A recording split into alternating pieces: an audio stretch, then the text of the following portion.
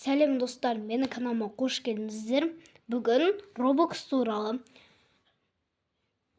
туралы сұмдық жайлы айтатын боламын. Roblox негізі робот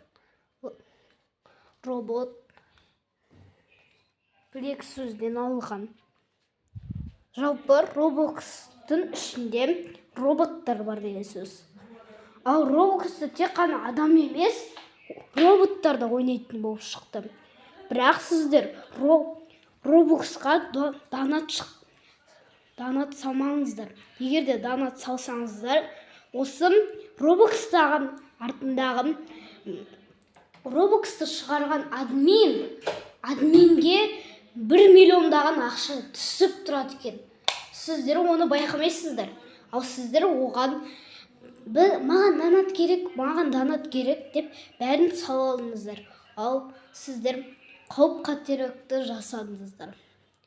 Сіздер міндетті түрде оның скин ауыстырып донат салмаңыздар.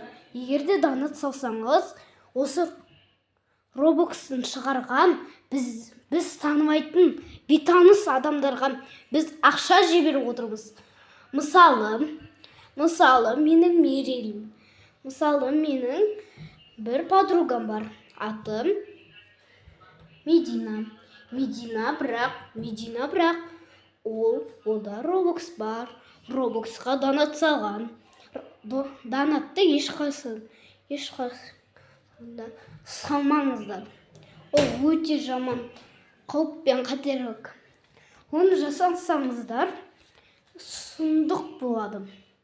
Егер де сіздер донат салсаңыздар, комментария ашық болса жазып кетіңіздер.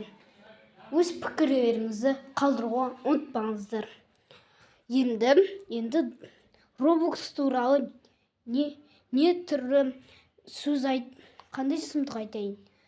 Ал лайк басып тіркелуді ұмытпаңыздар. Неше түрлі Майнкрафт, хит болатқан ойынның бәрін айтатын боламын. Ал сау болыңыздар. Ендеше, пока-пока.